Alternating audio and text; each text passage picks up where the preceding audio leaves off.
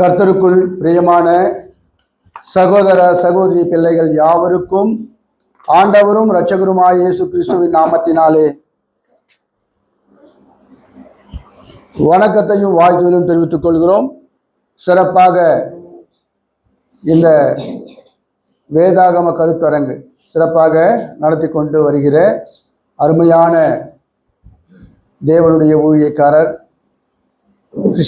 Christina அவர்கள் இவ்வளவு சிறப்பாக இந்த கூட்டத்தை ஏற்பாடு செய்து எப்படியாகிலும் சத்தியத்தை அறிந்து கொள்ள வேண்டும் என்ற அந்த நோக்கத்திலே தேவபக்தியான வாழ்க்கையிலே கிறிஸ்துவர்கள் வளர வேண்டுமா? அப்படி வளர வேண்டும் என்று சொன்னால் அதற்காக என்ன செய்ய வேண்டும் என்ற தலைப்பிலே எனக்கு முன்னால் அருமையான சகோதரர்கள் 3 பேர் பேசினாங்க. எல்லாம் அந்த சகோதரர் எல்லாம் ரொம்ப சிறப்பாக பேசினாங்க. முக்கியமாக பேசும் பொழுது அருமையான சகோதரர் இளையராஜா அவர்கள் பேசும் பொழுது இந்த உலகத்துக்கு ஒத்த வேஷம் தரியக்கூடாது, ஒரு கிறிஸ்தவன் ஒத்த வேஷத்தை எப்பவுமே தரித்துக் கொள்ளக்கூடாது என்று சிறப்பாக பேசினார். ஒரு கிறிஸ்துவன் தேவபக்தியிலே வளர வேண்டும் என்று சொன்னால் கீழ்ப்படிதல் அவசியம் என்று சொல்லி அந்த தலைப்பிலே அருமையான சகோதரர் அரசு அவர்கள் பேசினார்கள். எனக்கு கொடுக்கப்பட்ட தலைப்பு என்று சொன்னால் புறஜாதியார் அவர்களோட தேவபக்தியுள்ளவர்கள் சேரலாமா? அதுல வளர்ச்சி உண்டா? அது எப்படிப்பட்ட சரிவை சந்திக்கும், இல்லை என்ற வளர்ச்சியாக இருக்குமா? அவர்களே நாம் சேர வேண்டுமா இல்லையா என்று தான் எனக்கு அந்த பொருள். அந்த தீத்து புத்தகத்திலே சொல்லும் பொழுதே அங்கே அருமையாக சொல்லப்பட்டிருக்கு. தீத்து புத்தகத்திலே 2ஆம் அதிகாரம் 12வது வசனத்தில் கொடுக்கப்பட்ட அந்த வார்த்தையை நாம் கவனித்து பார்க்கும் பொழுது லௌகிக இச்சைகளையும் வெறுத்து தெளிந்த புத்தியும் நீதியும் தேவபக்தியும் உள்ளவர்களாய் உலகத்திலே ஜீவனம் பண்ணி போதும். இங்கே சொல்லும் போது அந்த அந்த வசனத்திலே சொல்லப்பட்டிருக்கு, செய்யக்கூடாதுன்னு சொல்லப்பட்டிருக்கு. செய்தால் என்ன? அவரோட உறவு வச்சுக்கிட்டா என்ன? அவர்களோட பழக்கம் பண்ணா என்ன? அவர்களோடு சஞ்சரித்தால் என்ன என்று நான் பார்க்கும் பொழுது அது வேதத்தின் பிரகாரமாக அது தவறான ஒன்றுதான் இருக்கிறது. மனுஷனுடைய யோசனையிலே நாம் ஒருவேளை அவர்களோட உறவாடலாம். தேவனுடைய வார்த்தை என்ன சொல்லுகிறது என்று சொல்லி பார்த்தால் அது கூடாது என்றுதான் சொல்லுது. ஆகையால் பிரியமுள்ள தேவனுடைய ஜனமே, நாம் ஒரு விஷயத்தை மாத்திரம் நாம் கவனித்து பார்ப்போம். ஏன் அதற்காக சேரக்கூடாது? அவர்களோட நாம் ஏன் சஞ்சரிக்க கூடாது? அவர்களோடு நாம் ஏன் பயணிக்க கூடாது என்று சொல்லும் பொழுது ஒரு அருமையான பழைய ஏற்பாட்டு காலத்திலே ஒரு அருமையான ஒரு மனுஷனை நாம் பார்க்கிறோம். அந்த மனுஷன் சாலமோன், உலகமெல்லாம் போடக்கூடிய ஒரு பெரிய ராஜா. உலகமே அவரை ஒரு ஞானி என்று சொல்லக்கூடிய அளவுக்கு ஒரு சிறந்த ஒரு மனுஷனாக விளங்கினவன் சொலோமன். அப்படிப்பட்ட சொலோமன் அவருடைய வாழ்க்கையிலே அவர் ஏராளமான தேவ காரியங்கள் செய்தார். அவர் எருசலேம் தேவாலயத்தை கூட கட்டினார்.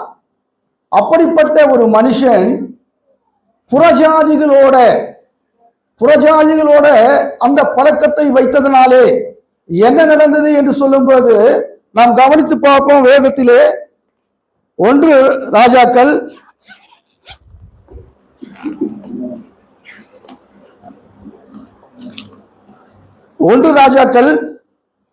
11ஆம் அதிகாரம் 1வது வசனத்திலே 2வது வசனம் 3வது வசனம் பார்க்கும் பொழுது வாசிங்க, யாராவது உதவி பண்ணுங்க.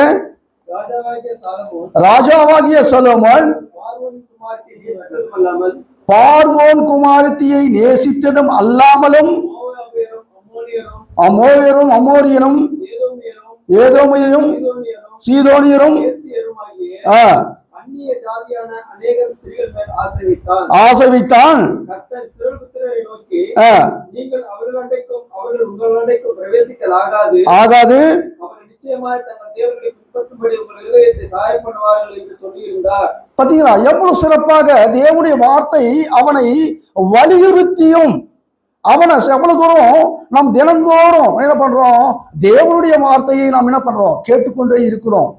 தேவனுடைய உபதேசத்தை நாம் கேட்டுக்கொண்டிருக்க மக்கள் நாம் என்ன பண்றோம், சில நேரங்கள்ல நாம் கேட்கிறது நம்முடைய வாழ்க்கையில செயல்படுத்தாதபடிக்கு, இந்த வாழ்க்கையிலே கடைபிடிக்காதபடிக்கு நாம் கடந்து செல்லக்கூடியவர்களாக காணப்படுகிறது. இன்னமும் வசனம் தானே சொல்லிட்டாங்க, அது என்ன பார்த்துக்கலாம், அது என்ன பார்த்துக்கலாம் அப்படி என்று சொல்லி அவர்கள் அந்த காரியத்திலே அவர்கள் கடைபிடிக்காம இருக்கக்கூடியவர்களாக காணப்படுகிறார்கள். இப்பொழுது நான் ஒன்னும் பார்க்கும்போது 9வது வசனம் 10வது வசனம் பார்க்கும்போது வாசிங்க 11. ஆகையால் இஸ்ரவேலின் தேவனாகிய கர்த்தர் சாலமோனுக்கு இரண்டு விசை தரிசனமாகி, அந்நிய தேவர்களை பின்பற்ற வேண்டாம் என்று கட்டளையிட்டு இருந்தும் அவன் கர்த்தரை விட்டு தன் இதயத்தை திருப்பி அவன் கற்பித்ததை கைக்கொள்ளாமல் போனதினால் கர்த்தர் அவன் மேல் கோபமானார். பாத்தீங்களா, 2 தரம் தேவன் அவனுக்கு கற்பித்த அந்த கற்பனைகளை அவன் என்ன பண்ணான், உதாசனைப்படுத்தினான்.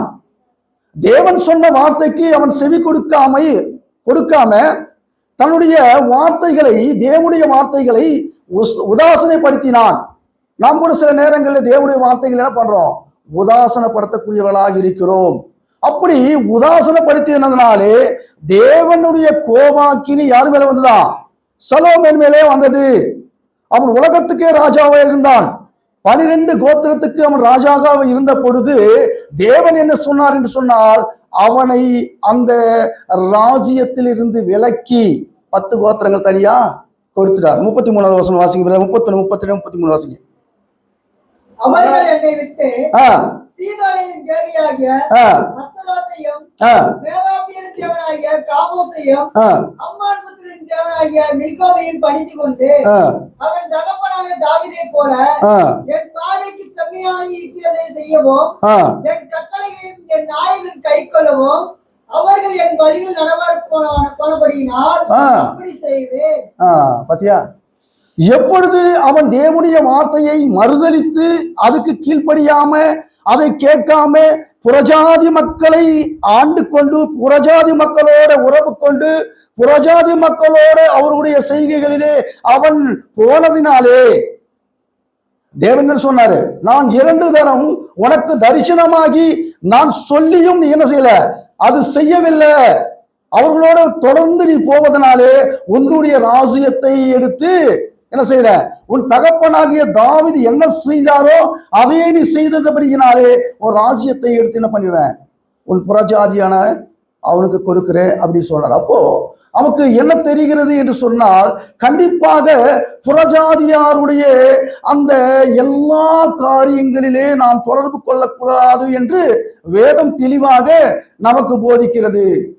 நமக்கு ஒருவேளை உறவுகள் மூலமாக ஒருவேளை வரலாம், நம்முடைய சொந்தங்கள் மூலமாக வரலாம், ஒருவேளை நம்முடைய நண்பர்கள் மூலமாக அப்படிப்பட்ட ஒரு வாய்ப்புகள் வரும் பொழுது நாம் அதை என்ன பண்ணக்கூடாது, பயன்படுத்தக்கூடாது, அது கூட நாம் பின்பற்றக்கூடாது, அப்படிப்பட்டவர்களோடு நாம் சிநேகம் செய்யக்கூடாது என்று சொல்லி வேதம் கண்டிப்பாக சொல்லும் பொழுது நாம் என்ன செய்யறோம், தொடர்ந்து அதோட பயணிக்கக்கூடியவர்களாக இருக்கிறோம். அவர் பெரிய ஆளுங்க, என்ன சொல்றோம், பெரிய ஆளு, அவர் கூப்பிட்டா தவிர்க்க முடியல, நான் போயிட்டேன்.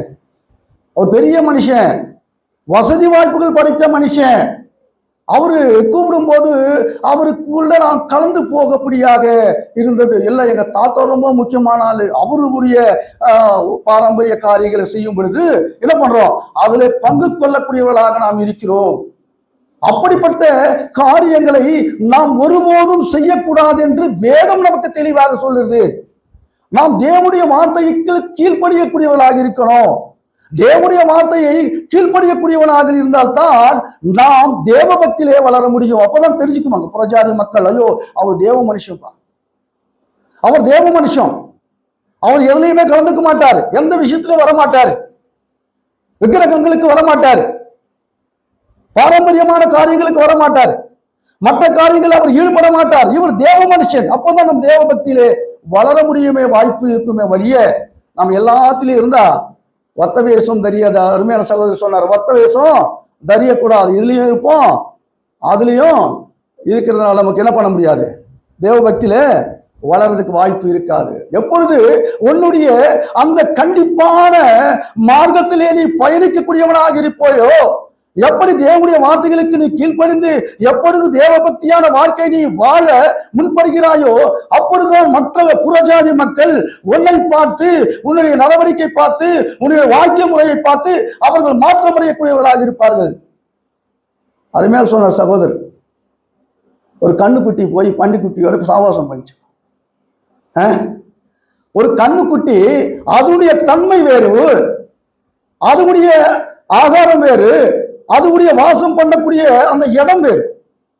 பன்னியுடைய ஆகாரம் வேறு, அது வாசம் பண்ணக்கூடிய அந்த ஸ்தலமும் வேறு. ரெண்டு பேரும் நல்ல ஃப்ரெண்ட்ஸா, சிறு வயது முதல்ல கொண்ட ஃப்ரெண்ட்ஸ், தவிர்க்க முடியல. டெய்லி போகுமா, சரி நீ போயிட்டு நல்ல வெயில் காலத்தில் போச்சு, கண்ணுக்குட்டி மேலே நிற்குதான். பன்னிக்குட்டி என்ன சேத்துல இறங்குதான், சேத்துல இறங்கி நல்லா ஜாலியாக விளையாடு. ஜாலியாக விளையாடும் போது பன்னிக்குட்டி கூப்பிட்டுச்சான், நீ கூட வா. ஆனால் ஒன்று, ஐயோ நான் வரமாட்டேன். நல்ல வெயில் எப்படி இருக்கும், சும்மா வந்து பாருவனுக்கு தெரியும், இதில் வந்து இறங்கி பாருவனுக்கு தெரியும், சூப்பராக இருக்கும், இந்த வெயிலில் ரொம்ப சிறப்பாக இருக்கும், நீ வந்து பாருன்னு சொல்லிச்சா. அப்போ அந்த கண்ணுக்குட்டி என்ன பண்ணிச்சா, 2-3 நாள் தயக்கமாக தான் இருந்துச்சா, வெயில் முடியல. சரி என்னதான் நடக்குதுன்னு சொல்லி அதோட போய் இறங்கிடுச்சான் சேத்துல இறங்கணும்னா என்ன ஆயிடுச்சு, அதுக்கு சுகமாகி போயிடுச்சு. அசுத்தமானதே தெரியாம போயிடுச்சு. அதுக்கு அசுத்தமான காரியங்கள் செய்கிறாங்க என்று சொல்லி அது மறந்து போச்சா, அதனுடைய தன்மை அது மறந்து விட்டது. அப்படிதான் கிறிஸ்தவர்கள் தேவ பக்தியிலே வளர வேண்டிய நாம் அப்படி அசுத்தமானவர்களோட சேர்ந்து நம்முடைய தன்மை மாறிவிடுகிறது, நம்முடைய வாழ்க்கை முறை மாறிவிடுகிறது. தேவன் என்ன சொன்னார் என்று சொன்னா, நீ இந்த மூர்க்கமான இந்த சந்ததியை விட்டு நீ என்ன பண்ண, வெளியவான்னு சொல்லியிருக்கிறார். பேதுரு அப்படித்தானே போதிச்சிருக்கிறாரு, அப்படிதான் சொல்லியிருக்கிறாரு. 2:41 நினைக்கிறேன், வாசிங்க. 2:41 பேதுரு அப்போஸ்தலர் நடவடிக்கைகள் 2:41. மாறுபாடான இந்த ஜாதியை விட்டு, இந்த சந்ததியை விட்டு நீ என்ன பண்ணணும், அநேக வார்த்தைகளாலும் சாட்சி கூறி மாறுபாடுள்ள இந்த சந்ததியை விட்டு விலகி உங்களை ரட்சித்துக் கொள்ளு என்று சொல்லி அங்கே பேதுரு முதலாக அந்த பிரசங்கம் பண்ணார். அந்த பிரசங்கத்திலே தேவனுடைய வார்த்தைக்கு கீழ்ப்படிந்தவர்கள் 3000 சேர்க்கப்பட்டார்கள். அந்த சேர்க்கப்பட்டவர்களுக்காகத்தான் மறுபடியுமாக நிருபங்கள் எழுதப்படுகிறது, வேற புற ஜாதிகளுக்காக அல்ல. எல்லா நிருபங்களும் கீழ்ப்படிந்து தேவனை ஏற்றுக்கொண்டு தேவனை பின்பற்றி கொண்டு இப்படிப்பட்ட சூழல்களை மாட்டிக்கொண்டு சிக்கிக்கொண்டு தடுமாறிக்கொண்டிருக்கிற கிறிஸ்துவர்களை குறித்து தான் அப்போஸ்தலனான பவுலும் பேதுரும் யோவானும் எல்லாமே நிருபங்கள் எழுதுகிறார், வேற யாரும் கிடையாதுங்க. ஆராய்ந்து பார்ப்போம். எபேசிக்கு நிருபம் எபேசி சபைக்கு எழுதுகிறார், கொரிந்தியருக்கு நிருபம் கொரிந்திய சபைக்கு எழுதுகிறார், தீத்துக்கு எழுதுகிறார், திமோத்திக்கு எழுதுகிறார். எல்லாமே சபைகளுக்குத்தான் அந்த கடிதங்கள் எழுதி வலியுறுத்துகிறார். ஆனா நாம் எப்படிப்பட்டவர்களாக இருக்கிறோம், ஒரு தேவ பக்தியிலே வளரக்கூடியவர்களாக இருக்கும் பொழுது நாம் புறஜாதிகளை பின்பற்றக்கூடியவர்களாக இருந்தால் நாம் எப்படி தேவ பக்தியிலே வளர முடியும்? கீழ்ப்படிதல் உண்டு. 3000 சேர்க்கப்பட்டார்கள். அவர்கள் பின்னோக்கி போறவர்கள் எத்தனை பேர்? தேவ பக்தியில இல்லாத பின்னோக்கி போனவங்க எத்தனையோ பேர் இருக்கிறாங்க. இயேசு கிறிஸ்துவின் உபதேசத்தை கேட்டு ஏறக்குறைய 70 பேர் வந்தாங்க. அந்த 70 பேர்ல எல்லாம் பின்னோக்கி போனவங்க எத்தனை பேர்? லாஸ்ட் 12 பேர் தான் மிஞ்சினாங்க. ஆகையால பிரியமுள்ள தேவனுடைய ஜனமே, கண்டிப்பாக புறஜாதிகளுடைய அந்த காரியத்திலே நாம் ஈடுபடக்கூடாது என்று சொல்லி வேதம் தெளிவாக நமக்கு சொல்லுகிறது. ஆனால் நாம் என்ன செய்கிறோம் பார்க்கும்போது தானியேல் புத்தகத்திலே 3ஆம் அதிகாரம் 6வது வசனத்துல வாசிக்கும் போது அங்கே அருமையாக அங்கே ஒரு வார்த்தை சொல்லப்படுகிறது. தானியேல் புத்தகம்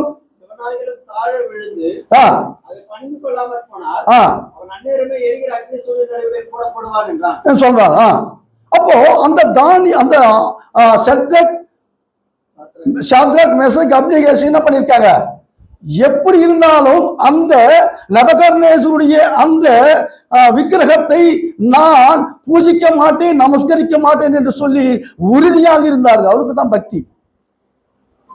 உயிரே போனாலும் பரவாயில்ல, அக்கினியில போட்டாலும் பரவாயில்ல, நான் மரித்தாலும் பரவாயில்ல, நான் செத்தாலும் பரவாயில்ல, ஆனா தேவனுடைய வார்த்தைக்கு நான் என்ன பண்ணுவேன்?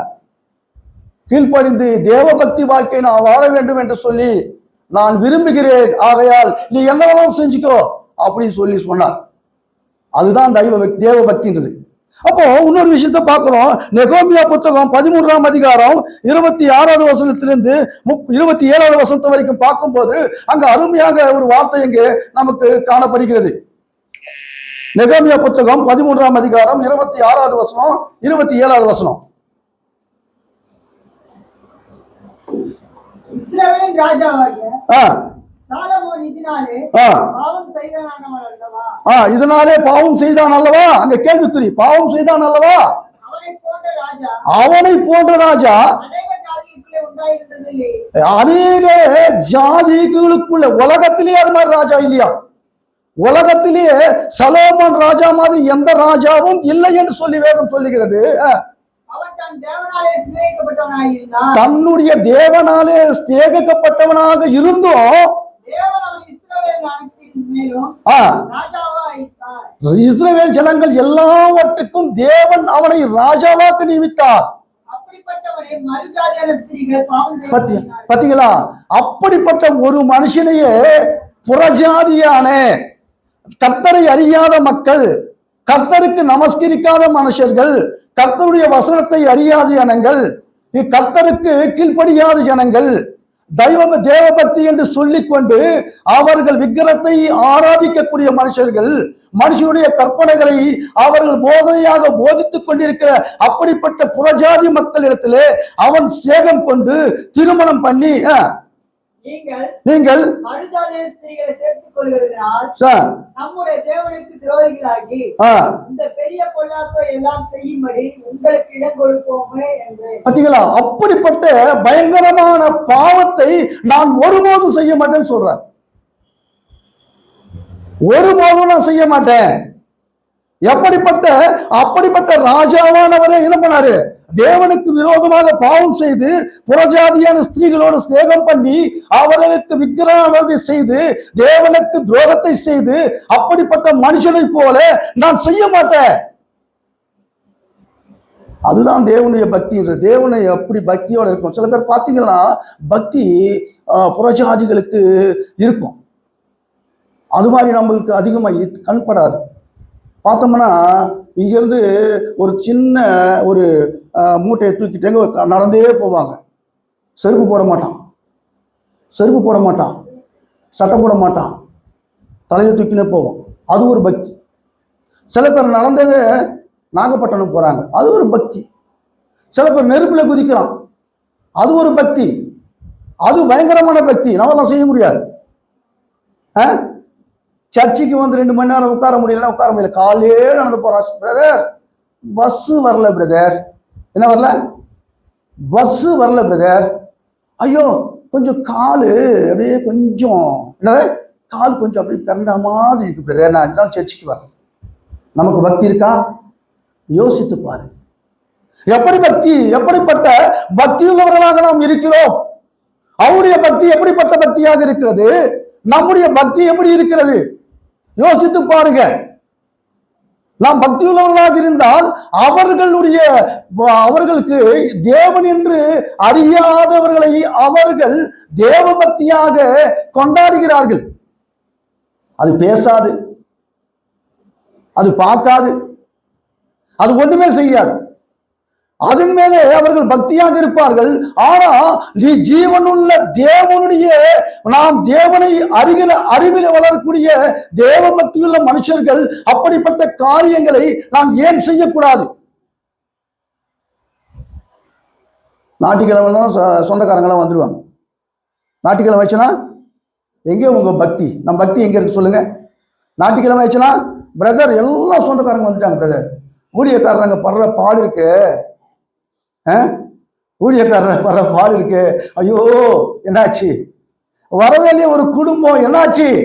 இயேசு கிறிஸ்து எப்படி 99 ஆடுகள் இருக்கும்போது ஒரு ஆடுக்காக எப்படி பரிதபிக்கக்கூடியவராக இருக்கிறாரோ அப்படிதான் அந்த ஊழியக்காரருடைய மனது பரிதபிக்கக்கூடியதாக இருக்கிறது. யோசித்து பாருங்க. இந்த வாரம் வரலன்னா பரவாயில்ல, இந்த வாரம் வரலன்னா பரவாயில்ல பிரதர், சொந்தக்காரங்க எல்லாம் வந்துட்டாங்களா, அதனால நான் வரல பிரதர் சர்ச்சுக்கு. பிரதர் ஜுரம் ஆயிருக்கு பிரதர், சர்ச்சுக்கு வரல. சின்ன சின்ன காரணங்களுக்காக நாம் சாக்கு போக்கு சொல்லக்கூடியவர்களாக இருக்கக்கூடிய நாம் எப்படி தேவ பக்தியிலே வளரக்கூடியவர்களாக இருப்போம் யோசித்து பாருங்க.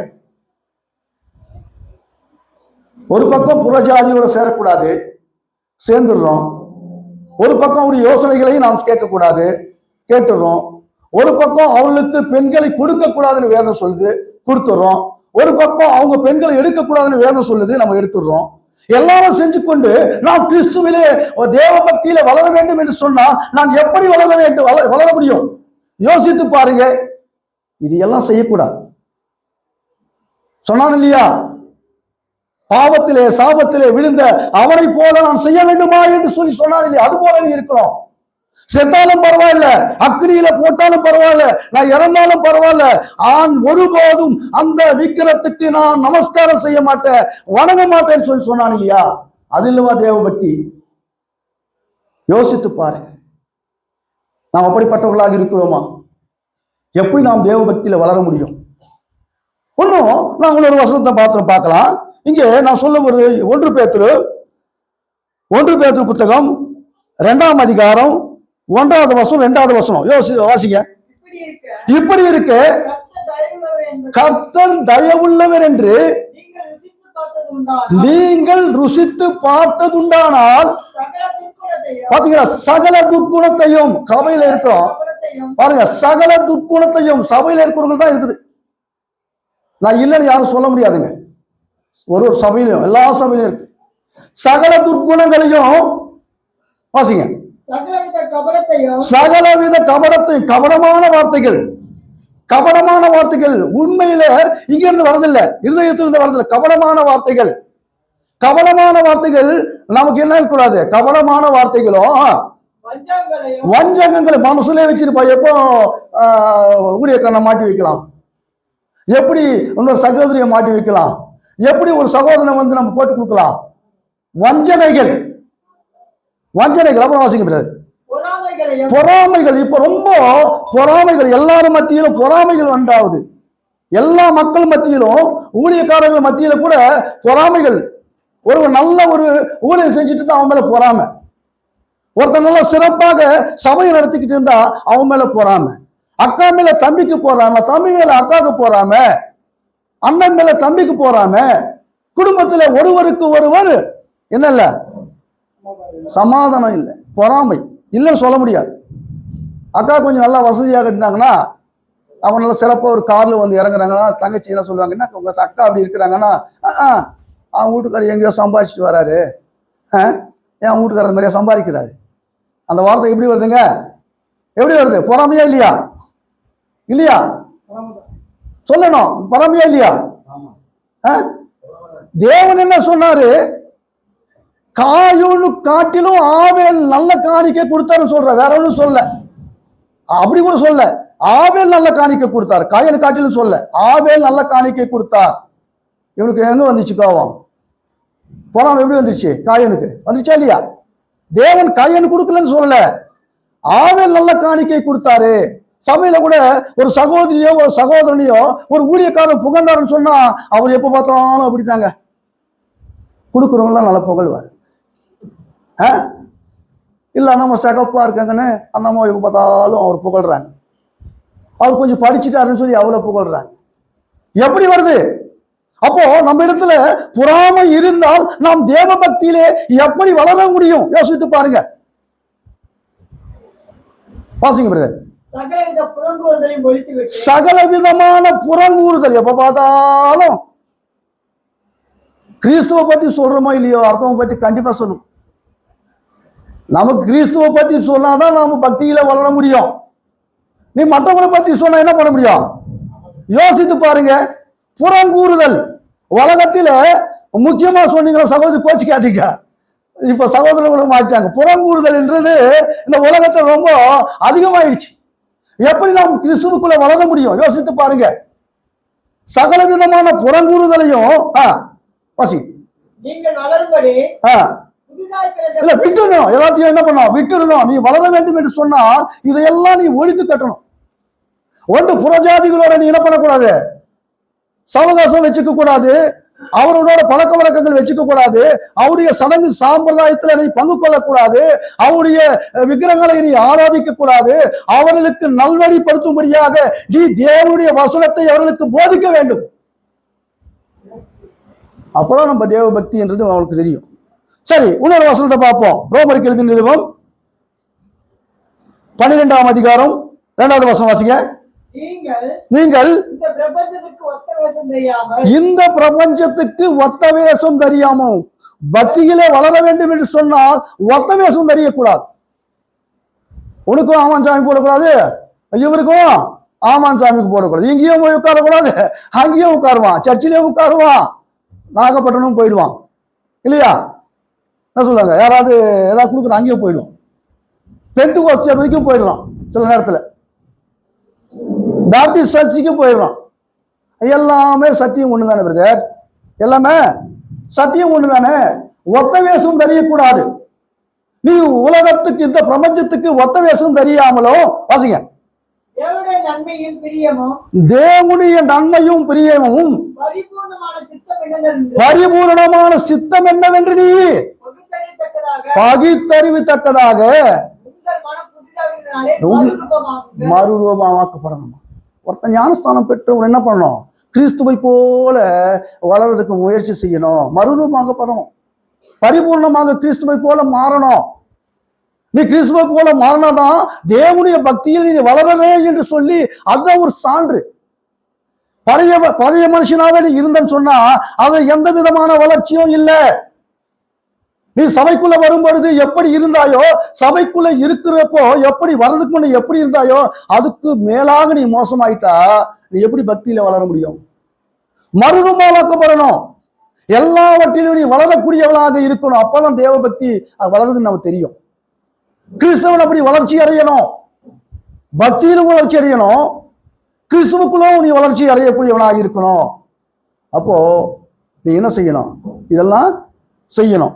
அப்புறம் ரோமருக்கு எழுதின நிருபம் 14ஆம் அதிகாரம் 8வது வசனத்துக்கு வாசிங்க.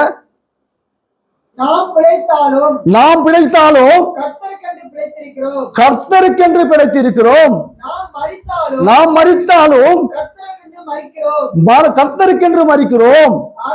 ஆகையால் பிழைத்தாலும் மரித்தாலும் கர்த்தருடையவர்களாக இருக்கிறோம். யோசித்து பாருங்க, சபையில நாம் கர்த்தருடையவர்களாக இருக்கிறோமா? 2 மணி நேரம் பக்தியோட இருக்கிறோமா? 2 மணி நேரம் நான் பக்தி. கிறிஸ்துவன் சொன்னா சர்ச்சுக்குள்ள இருக்கும்போது தான் கிறிஸ்துவன். கிறிஸ்து இந்த சர்ச்சை தாண்டி போயிட்டோம்னா அவன் கிறிஸ்துவன் கிடையாது. அப்படியா இருக்கு? அப்படியா இருக்கு? யோசித்து பாருங்க. நீ எந்த இடத்துல இருந்தாலும், நீ எந்த இடத்துல நீ சஞ்சரித்தாலும், நீ எந்த இடத்துல நீ பேசினாலும், எந்த இடத்துல நீ போனாலும் எல்லா இடத்திலும் நீ கிறிஸ்துவன் என்று சொல்லி உன் மனதிலே நிலைப்பூட்டக்கூடியவனாக இருக்கணும்.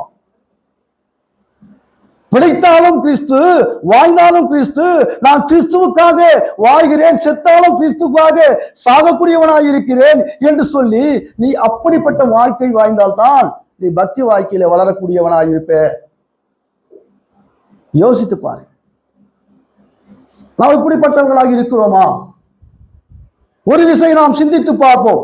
மற்றவர்களை நாம் குறை கூட இங்கே வரவில்லை, நம்மளை நாம் ஆராய்ந்து பார்க்கக்கூடியவர்களாக இருக்கிறோம். இந்த நேரத்தில் இந்த கருத்தரங்கு மூலமாக நாம் அப்படிப்பட்டவர்களாக இருக்கிறோமா?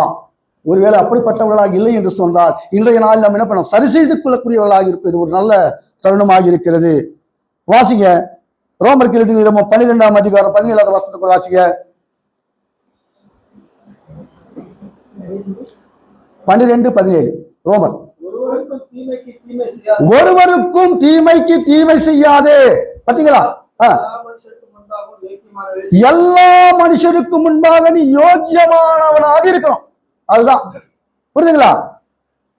தீமைக்கு தீமை செய்யாத. இயேசு கிறிஸ்து ஒரு கணத்துல அடிச்சு அவன் மறு கணத்தை என்ன பண்ணாரு? திருப்பினார் இல்லையா? செஞ்சாரா இல்லையா? ஆனா நாம் கிறிஸ்தவர்கள் சொல்லிக்கொண்டு நாம் என்ன பண்ணக்கூடாது? தீமைக்கு தீமை செய்யக்கூடாதவர்களாக இருக்கணும். நம் பிள்ளைகள் அப்படிப்பட்டவர்களாக தான் நாம் வளர்க்கக்கூடியவர்களாக இருக்கணும். பக்தி வித்தியான சந்ததியாக நாம் வளர வேண்டும் என்று சொன்னால் இப்படிப்பட்ட காரியங்களை நாம் பிள்ளைகளுக்கும் சொல்லணும், நம்மளும் பயன்படுத்தணும். நம்ம கணவனுக்கும் சொல்லணும், நம் மனைவிகளுக்கு சொல்லணும்.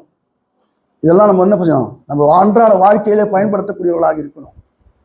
தீமைக்கு தீமை செய்யக்கூடாது. இயேசு கிறிஸ்து அவரை அடித்தார்கள், அவர் மறுபடியும் என்ன பண்ணல? அடிக்கல. எச்சை துப்பினார்கள், அவர் மறுபடியும் துப்பவே இல்லை. எல்லாவற்றுக்கும் அவர் என்ன பண்ணாரு? பொறுமையாக இருந்தாரு. நாம் கிறிஸ்தவர்களை சொல்லிக்கொண்டு பக்தியிலே வளர வேண்டும் என்று சொன்னால் இப்படிப்பட்ட காரியங்கள் நாம் செய்யக்கூடியவர்களாக தான் இருக்க வேண்டும். யோசித்து பாருங்க. எபேசியர் நிருபம் 4ஆம் அதிகாரம் 1வது வசனம், 2வது வசனம், 3வது வசனம் வாசிங்க. நான் முடிச்சிருக்கேன். இங்க பவுலானவர் எங்க இருக்கிறார்? அந்த நிருபம் எழுதும் போது சிறைச்சாலையிலே இருக்கிறார். நம்ம விட்டா போகுதுன்னு சொல்லி ஓடிடும். எப்படா என்ன ரிலீஸ் பண்ணாங்க நான் ஓடிடலாம் இல்லையா? அது எப்படிப்பட்ட சிறைச்சாலை என்று சொல்லி பார்த்தால் அவர் சொல்லும் பொழுது ரொம்ப அருமையான வார்த்தை. நான் மிருகங்கள் மத்தியிலே இருக்கிறேன் அப்படின்றார். நான் மிருகங்கள் மத்தியிலே போராடி கொண்டிருக்கிறேன்னு சொன்ன அப்போ எப்படிப்பட்ட கடினமான அந்த சிறைச்சாலை பாருங்க. இப்ப இருக்கு ஜெயில் அது மாதிரி எல்லாம் கிடையாதுங்க. இப்ப நல்லா முட்டை போடுறாங்க, ஒரு வேளை சிக்கன் போடுறாங்களா சொல்றாங்க, 2 வேளை சிக்கனா வாரத்துல முட்டை கொடுக்குறாங்களாம், எல்லாம் நல்லா சிறப்பா இருக்கான். ஆனா அப்போ அப்படிப்பட்ட சிறைச்சாலை இல்லை. மிருகங்களோட நான் போராடினேன் என்று சொல்லி அவர் எபேசியர் நிருபத்தை எழுதும் போது சொல்லக்கூடிய வார்த்தைகள் நாம் கவனிக்கிறோம். அவர் என்ன சொல்றாருன்னா, வாசிங்க, கட்டுண்டவனாக இருந்து வாசிங்க. நான் உங்களுக்கு சொல்லுகிற புத்தி என்னவென்று சொன்னால், நீங்கள் அழைக்கப்பட்ட அழைப்புக்கு பாத்திரனுடையவர்களாக இருக்கல். தேவன் எதற்காக நம்மளை உருவாக்கினாரோ, எதற்காக நம்மளை படைத்தாரோ, எதற்காக நம்மளை தேவன் ஆசீர்வதித்தாரோ, எதற்காக நாம் ஆசீர்வதிக்கப்பட்டிருக்கிறோமோ அதற்காக அந்த அழைக்கப்பட்ட அழைப்புக்காக பாத்திரனுடையாக நாம் இருக்க வேண்டும். எதுக்கு நம்ம சர்ச்சுக்கு வரோம்? எதுக்கு நம்ம ரட்சிக்கப்பட்டோம்? எதுக்கு தேவபக்தியாக இருக்கணும்? எதுக்கு தேவபக்தியான வாழ்க்கை வாழ வேண்டும்? எதற்காக என்று நாம் புரிந்து கொள்ளக்கூடியவர்களாக இருக்கணும். பிரியமான தேவனுடைய ஜனமே, அந்த புரிதல் இல்லைன்னு சொன்னா நம்ம இது வந்து வேஸ்ட் தான். ஞானஸ்தானம் வாங்கியும் வேஸ்ட் தான் இல்ல, நம்ம வாழ்க்கை வாழ்றது வேஸ்ட் தான். அருமையா சொல்றாரு, நீங்கள் அழைக்கப்பட்ட அழைப்புக்கு பாத்திரனுடையவனாக இருக்கணும், அதுக்கு தகுதியுள்ளவனாக இருக்கணும்னு சொல்லி சொல்றாரு. நாம் புரிஞ்சுக்கணும் எதற்காக அழைக்கப்பட்டோம், தேவன் நம்மளை எதற்காக படைத்தார், அவர் எதற்காக நம்மளை ஆசீர்வதித்து இருக்கிறார், பரிசுத்தமான சந்ததி நம் மூலமாக வளர வேண்டும் என்று சொல்லி தேவன் ஆசீர்வதித்த அந்த ஆசீர்வாதத்தை புரிந்து கொண்டு நாம் வாழக்கூடியவர்களாக இருக்கணும். யோசித்து பாருங்க. எபேசியர் நிருபம் 5ஆம் அதிகாரம் 1வது வசனம் 2வது வசனம் வாசிங்க. அதனால் நீங்கள் பிரியமான பிள்ளைகளைப் போல தேவனை பின்பற்றக்கூடியவர்களாக. யாரை பின்பற்றணுமா? பாருங்க, யாரை பின்பற்றணும்? புறஜாதி மக்களை பின்பற்றணும் சொல்றாள் பவுலே. யோசித்து பாருங்க, யாரை பின்பற்றணுமா? தேவனை பின்பற்றக்கூடியவர்களாக இருக்கணும். புறஜாதிகளை பின்பற்றினவன் சொலோமோன் தன்னுடைய வாழ்க்கையிலே விழுந்து போனான், தன்னுடைய உலக பிரகாரமான அந்த ராஜ்யத்தை இழந்து போனான். உலக பிரகாரமான அந்த ராஜா தேசத்தை இழந்து போய் அவன் தன்னுடைய தகப்பனாகிய தாவீதை போல பாவம் செய்து விட்டான். நாம் அப்படிப்பட்டவர்களாக இருக்கக்கூடாது. யாரை பின்பற்றணுமா? தேவனை பின்பற்றக்கூடியவர்களாக இருக்க வேண்டும். அப்பதான் தேவ பக்தியில வளர முடியும். நம்முடைய வாழ்க்கையை யோசித்து பாருங்க. பிலிப்பியருக்கு எழுதின நிருபத்துல 2ஆம் அதிகாரத்துல வாசிங்க, 2:5 வாசிங்க. பிலிப்பியர் 2:5. கிறிஸ்து இயேசுவுக்குள் இருக்கிற சிந்தையே உங்களுக்கு இருக்க கடவுது. நமக்கு இருக்க வேண்டிய சிந்தை என்னது? கிறிஸ்து இயேசுவுக்கு எப்படிப்பட்ட சிந்தை இருந்ததோ அப்படிப்பட்ட சிந்தை நமக்குள்ளாக ஒவ்வொரு சகோதரன் சகோதரிக்குள்ளாக இருக்கணும். ஒவ்வொரு கிறிஸ்துவனுக்குள்ள இருக்கும். யாரெல்லாம் தேவ பக்தியிலே வளர வேண்டுமோ என்று நினைக்கக்கூடிய எல்லா மக்களுக்கும் அப்படிப்பட்ட சிந்தை இருக்கக்கூடியவர்களாக இருக்கணும். அப்பதான் வளர முடியும். சரி, இன்னொரு வசனத்தை வாசிங்க. 6ஆம் வசனம் 7ஆம் வசனம் கூட வாசிங்க. அவர் தேவனுடைய ரூபமாயிருந்தும் தேவனுக்கு சமமாயிருப்பதை கொள்ளையாடின பொருளா எண்ணாமல் தம்மை தாமே வெறுமையாக்கி அருமையின் ரூபையும் எடுத்து மனுஷராயலாக எடுத்து தன்னை தான் தாழ்த்தினார். யோசித்து பாருங்க, தாழ்மை ரொம்ப அவசியம். ஒரு கிறிஸ்தவன் பக்தியில வளர வேண்டும் என்று சொன்னா தாழ்மை அவசியம். தாழ்மை இல்லைன்னா வளர முடியாது, தாழ்ந்து போகணும். இயேசு கிறிஸ்து தன்னை தான் தாழ்த்தினார். எல்லா விஷயத்திலும் அவர் தாழ்த்தினார். ஒரு விஷயத்தில் எல்லா விஷயத்திலும் இயேசு கிறிஸ்து தன்னை தாழ்த்தினார். கடைசியில சீசருடைய பாதத்தை கூட அவரு கழுவினார். யோசித்து பாருங்க, எப்படிப்பட்ட தேவனுடைய குமாரன் அவர்! ராஜாதி ராஜா, அவர் ரட்சகர், உலக ரட்சகர். அப்படிப்பட்ட ஒரு தேவகுமாரன் மனுஷனுடைய கால்களை கழுவினார் என்று சொன்னால் தன்னை தாழ்த்துவது என்பது அவரு ஒரு வழக்கமாக வச்சிருக்கிறார். நீயும் நானும் அப்படி இருக்கிறோமா? கொஞ்சம் சம்பாதிச்சுட்டா போதும், கொஞ்ச நாள் நகை வாங்கி போட்டுக்கிட்டா போதும், ஒரு கார் வாங்கிட்டா போதும், என்ன செய்யறோம்? காலர் தூக்கி போடுவோம் இல்லையா? தாய்மை இருக்கா? நம்ம கீழே இருக்கிறவங்களை நம்ம என்ன பண்ண முடியும்? பேசக்கூட மாட்டோம். நம்ம கணக்கு குறைவா இருக்கிறவங்களுக்கு கொஞ்சம் சம்பாதியம் கம்மியா கூட பேசக்கூட மாட்டோம். யோசித்து பாருங்க, நம்ம கிட்ட தாய்மை இருக்கா? யாராவது ஒரு வார்த்தை சொன்னா நம்ம அதுக்கு ஒத்துக்கிட்டு போறோமா? பெரியவங்க பேசிட்டு போறோம்னு சொல்றாங்களா? சொல்லுமா? சரி, தெரியாம செஞ்சுட்டாங்கன்னு சொல்றோமா? யோசித்து பாரு, தாய்மை இருக்கா? கண்டிப்பாக நாம் தேவபக்தியில வளர வேண்டும் என்று சொன்னால் இது ஒரு கிறிஸ்தவனுக்கு அவசியமாக இருக்கிறது. நீங்க யோசித்து பாருங்க. இன்னொரு வசனம், 1 பேதுரு 1ஆம் அதிகாரம் 13 16 வரைக்கும் வாசிங்க. ஆகையால் நீங்கள் உங்கள் மனதை என்று அறையை கட்டிக்கொள்ளுங்கள். தேவபக்தியிலே வளர வேண்டும் என்று சொன்னால் மனது என்ற அறையை கட்டிக்கொள்ளணும். எதற்காக சொல்ற அந்த வார்த்தை பவுல்? யோசித்து பாருங்க, பேதுரு எதுக்கு சொல்ற அந்த வார்த்தையை? மனது என்ற அறையை நீங்க கட்டிக்கொள்ளுங்கள். வாசிங்க கீழே. தெளிந்த புத்தியுள்ளவர்களாய் இயேசு கிறிஸ்து வெளிப்படும் போது உங்களுக்கு அளிக்கப்படும் கிருபையின் மேலும் பூரண நம்பிக்கையுள்ளவர்களாக இருங்கள். பாத்தீங்களா? உங்களுடைய என்ன கட்டணுமா? பூரண நம்பிக்கையுள்ளவர்களாக இருக்கணும். நம்பிக்கையற்றவர்களாக நாம் இருந்தா தேவபக்தியில வளர முடியாது. ஒரு நாள் நான் நிச்சயமாக தேவபக்தியான வாழ்க்கை வாழ்ந்தால், இப்படிப்பட்ட காரியங்களுக்கு விலகி நின்றால் கண்டிப்பாக ஆண்டவராக இயேசு கிறிஸ்து வாக்குத்தத்தம் செய்திருக்கிறார். அவர் வரும்போது ஒருவேளை நான் மரித்தால் பரலோக ராஜ்யத்துக்கு செல்ல வேண்டும் என்று அந்த பூரண நம்பிக்கையுடையவர்களாக நாம் இருக்க வேண்டும். ஒருவேளை இயேசு கிறிஸ்து இன்றைய நாளிலே வந்தா கூட அவரோட செல்லக்கூடிய அந்த வாய்ப்பு கர்த்தர் எனக்கு கொடுத்திருக்கார். நான் உறுதியாக இருக்க ஒரு நம்பிக்கையோட நீ இருக்கணும். இப்போ ஒரு இடத்துல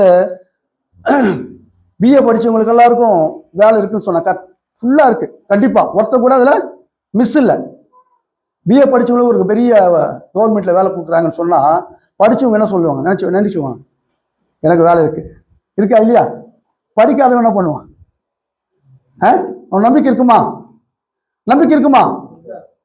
அது போல கிறிஸ்துவர்களாகிய நாம் இயேசு கிறிஸ்து வாக்குத்தத்தம் பண்ணி போயிருக்கிறாரு. மறுபடியுமாக வருவேன் சொல்லி நமக்கு வாக்குத்தத்தம் செய்திருக்கிறாரு. அந்த நம்பிக்கையுள்ளவர்களாக பூரண நம்பிக்கையுள்ளவர்களாக நாம் இருக்க வேண்டும் என்று சொன்னா நாம் பக்தி வாழ்க்கையிலே நாம் வளரக்கூடியவர்களாக இருக்கணும். யோசித்து பாரு. நான் இன்னொரு வசனத்தை மாத்திரம் வாசிங்க. எபிரேயருக்கு எழுதின நிருபம் 4ஆம் அதிகாரம் 15வது வசனம் வாசிங்க. எபிரேயர்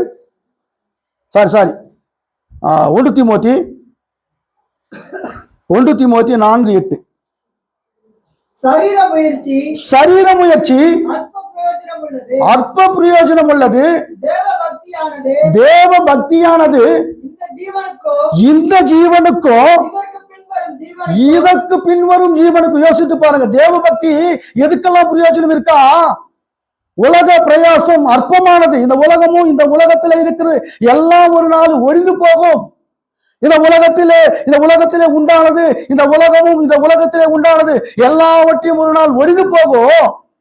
ஆனா தேவபக்தி இந்த உலகத்துக்கும் பின்வரும் உலகம், அதனால பின்வரும் உலகம் என்னது? பரலோக ராஜ்யத்துக்கு வாசிங்க. வாக்குத்தத்தம் உள்ளதாகியால் வாக்குதத்தம் உள்ளதாகியால் எல்லாவற்றிலும் பிரயோஜனம் உள்ளது. யோசித்து பாருங்க. தேவ பக்தியில நாம் வளர்ந்தோம் என்று சொன்னால் நம்ம எப்படிப்பட்ட ஆசீர்வாதங்களை அடையக்கூடியவர்களாக இருக்கிறோம். எதுக்கு நாம் பக்தியில வாழ்க்கையில வாழணும்? பக்தியான வாழ்க்கையில நான் ஏன் வளரணும்? நான் பக்தியான வாழ்க்கையில நான் ஏன் வளரணும்னு சொல்லி ஒருவேளை உங்களுக்கு அப்படிப்பட்ட ஒரு காரியங்களில் ஒரு சந்தேகம் இருந்தா, இந்த உலகத்துக்கு மாத்திரமல்ல வரக்கூடிய உலகத்துக்கும் அது வாக்குதத்தம் செய்யப்பட்டிருக்கிறது. யோசித்து பாருங்க. நான் வளர்ச்சி அடையிறதுக்கு ஒரு வாய்ப்பா இருக்கிறது. யோசித்து பாருங்க. 1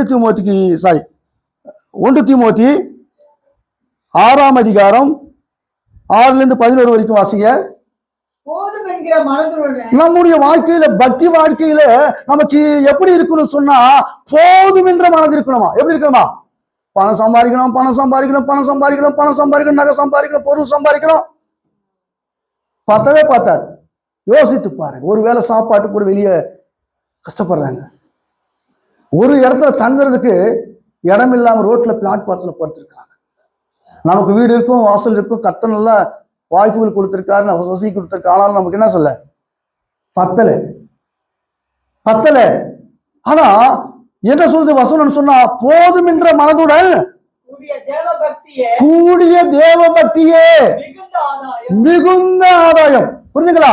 போதும் என்ற மனதுடன் தேவ பக்தியே மிகுந்த ஆதாயமா இருக்கிறது. உலகத்திலே நாம் ஒன்றும் கொண்டு வந்ததும் இல்லை, இதுல இருந்து ஒன்றும் கொண்டு போவதும் இல்லை. யோசித்து பாருங்க. நம்ம எவ்வளவு கொண்டு வரோமா? சொல்றாரு. யாரும் அந்த வார்த்தை சொல்ல, நம்ம எப்ப சொல்லியிருக்கிறோம் அந்த வார்த்தை? யாராவது ஒருத்தர் சொல்லியிருக்கிறோமா? நான் ஒண்ணுமே கொண்டு வரல, நான் எதுவுமே கொண்டு போக மாட்டேன் சொல்லியிருக்கிறோமா? யார் சொன்னாங்க? என் தாயின் கர்ப்பத்திலே இருந்து வெறுமையா வந்தா நான் மறுமையா போறேன்றார். ஏபு சொல்றார், கர்த்தர் கொடுத்தார், கர்த்தர் எடுத்தார் சொல்றார். ஏபு சொல்றாரா இல்லையா? கர்த்தர் கொடுத்தார், கர்த்தர் எடுத்தார், தேவனுடைய நாமத்துக்கு மகிமை உண்டாவதாக. அப்போ நீயும் நான் எப்படி இருக்கணும்? போதும் என்று மனதுடன் இருக்கணுமா இல்லையா?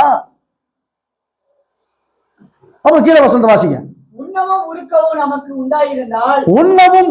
நமக்கு உண்டாயிருந்தால் அது போதும் என்று இருக்க கடவோம். இது போதும்.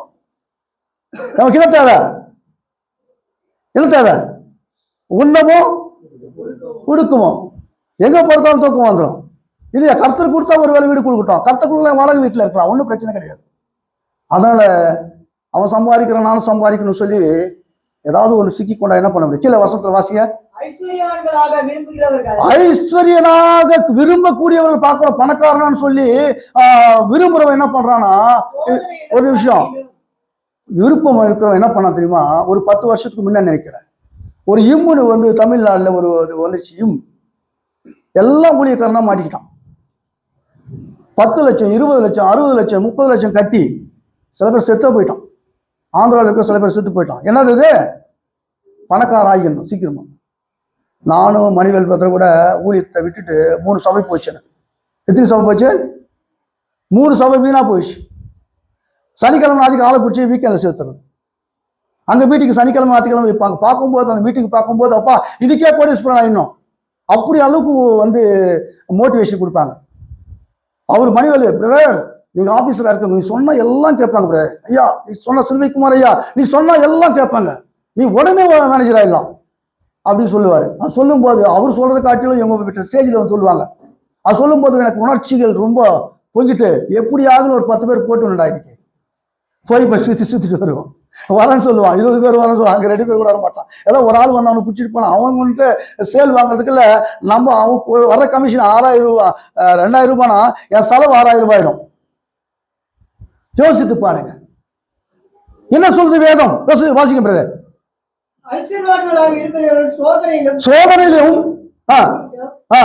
மனுஷரை கேட்டிலும் அழிவிலும் அமிழ்ந்திகிற மதிகேடும் சேதமுமான பலவித இச்சைகளில் விழுகிறார்கள். பண ஆசை எல்லா தீங்குக்கும் வேறாயிருக்குது. அதுல இருந்தா எல்லாமே வருதான். வேதம் சொல்லுது. நம்ம சொல்றதோட சரி அதை கடைபிடிக்கிறது இல்லை. யோசித்து பாருங்க. பண ஆசை எல்லா தீங்குக்கும் வேறாயிருக்கிறது. பக்தி வாழ்க்கையில இது எல்லாம் வெடிச்சு. அதுக்குதான் தீத்து பத்திரிகையில எனக்கு கொடுத்த தலைப்பு 2ஆம் அதிகாரம் 11வது வசனம் 17வது வசனம் முடிவா வாசிங்க. தீத்து நிருபம் 2ஆம் அதிகாரம் 11வது வசனம் 12வது வசனம். ஏனெனில் எல்லா மனுஷருக்கும் ரட்சிப்பு அளிக்கத்தக்க தேவ பிரசன்னமாகி தேவ கிருபை பிரசன்னமாகி அவபக்தியையும் லௌகிக இச்சைகளும் வெறுத்து தெளிந்த புத்தியும் நீதியும் தேவ பக்தியும் உள்ளவர்களாய் இவ்வுலகத்திலே ஜீவனம் பண்ணி போதும். பாத்தீங்களா, நாம் தேவ பக்தியில வளர வேண்டும் என்று சொன்னால் இப்படிதான் செய்யணும். தேவ பக்தியிலே வளர்ச்சி அடைய வேண்டும் என்று சொன்னால் கண்டிப்பாக நாம் தேவனுடைய வசனத்தை கடைபிடிக்கக்கூடியவர்களாக இருக்கணும். உலக இச்சைகளுக்கு நாம் கீழ்ப்படியாம, அதுக்கு போகாம, புறஜாதிகளோட நாம் சஞ்சரிக்காம தேவபக்தி வாழ்க்கையிலே வளர்ந்தோம் என்று சொன்னால் கண்டிப்பாக தேவன் வாக்குத்தத்தம் செய்த அந்த தேவபக்தியுள்ள சந்ததியாக நாம் வளர முடியும். ஆண்டவராக இயேசு கிறிஸ்து வரும்பொழுது நாம் அவரோடு எடுத்துக்கொள்ளப்படுவார். ஆகையாலே நாம் இந்த வசனங்கள் மூலமாக தேவன் நமக்கு அளித்திருக்கிற வார்த்தைகளை தேவன் ஆசீர்வதிப்பாராக. எவ்வளவு நேரம் நீங்கள் பொறுமையாக கேட்ட உங்களுக்கும், இந்த வாய்ப்பினை கொடுத்த அருமையான பொங்கலூர் கிறிஸ்துவின் சபை கிறிஸ்டியனா அவர்களுக்கும் சபையார்களுக்கும் இங்கே அமர்ந்திருக்கிற எல்லா ஊர்களுக்கும் ஊழியர்களுக்கும் என்னுடைய நன்றியை தெரிவித்துக் கொண்டு, கர்த்தர் சித்தமானால் நாங்கள் மறுபடியும் உங்களுக்கு வாழ்த்துக்களை தெரிவித்துக் கொள்கிறோம். வணக்கம்.